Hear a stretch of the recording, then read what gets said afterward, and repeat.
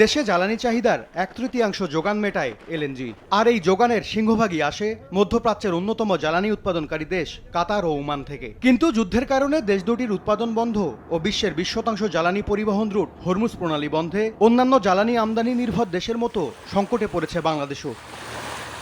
এমন বাস্তবতায় যুক্তরাজ্য ও দক্ষিণ কোরিয়া থেকে 3 কার্গো এলএনজি আমদানির অনুমোদন দিয়েছে ক্রয় কমিটি, যেখানে প্রতি এমএমবিটিইউর দাম পড়বে $20 থেকে $22, যা স্বাভাবিক সময়ের তুলনায় প্রায় দ্বিগুণ। আমাদের গ্যাসের প্রেশার কম ছিল, গত 6 মাস ধরেই কম।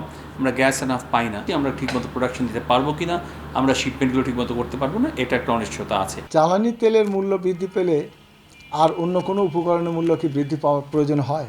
হয় না, এমনিতেই দাম বেড়ে যায়। বাস্তবতা মেনে ভর্তুকির পাশাপাশি গ্যাসকূপের সক্ষমতা বাড়ানোর তাগিদ বিশ্লেষকদের। ট্রু 700 ppm আকিশ বসির গ্লাস কেনার আগে দেখে নিলেই জিতবেন।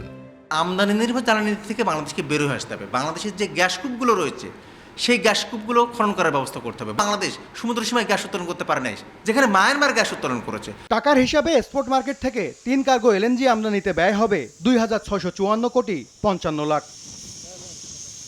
এম এস আরিফিন, সময় সংবাদ, ঢাকা।